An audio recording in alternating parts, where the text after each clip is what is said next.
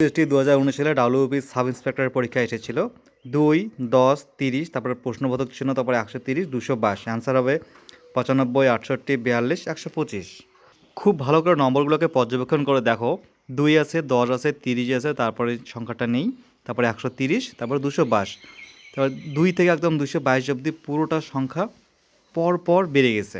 তাহলে দেখো এখানে নিশ্চয়ই সংখ্যাটা যোগ অথবা গুণ অথবা স্কোয়ার এসব হবে, এমনকি ডাবলও হতে পারে। তোমরা যারা যেটি বুঝতে পেরে গেছো অ্যান্সারটা কমেন্ট বক্সে জানাও। যারা এখনও বুঝতে পারোনি তারা বুঝে নাও। দেখো এখানে 2 আছে, 2 হচ্ছে 1 কিউব যোগ 1, 1 কিউব 1ই হবে, যোগ 1 যদি 1 যোগ করা যায় 2 হবে। আর হচ্ছে 10 হবে 2 কিউব যোগ 2, 2 কিউব হচ্ছে 8, যোগ 2 হলে 10। আর 30 হচ্ছে 3 কিউব যোগ 3, 3 3 9, 3 নং 27 আর 3 30।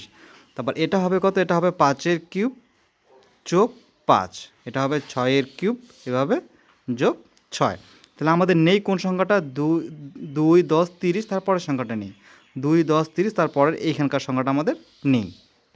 তাহলে দেখো 1 কিউব 1, 2 কিউব 2, 3 কিউব 3, তাহলে এটা হবে 4 কিউব যোগ 4। আর 4 কিউব হচ্ছে 64, যোগ যোগ 4 হবে 68, মানে 68। অ্যান্সার হবে আমাদের বি।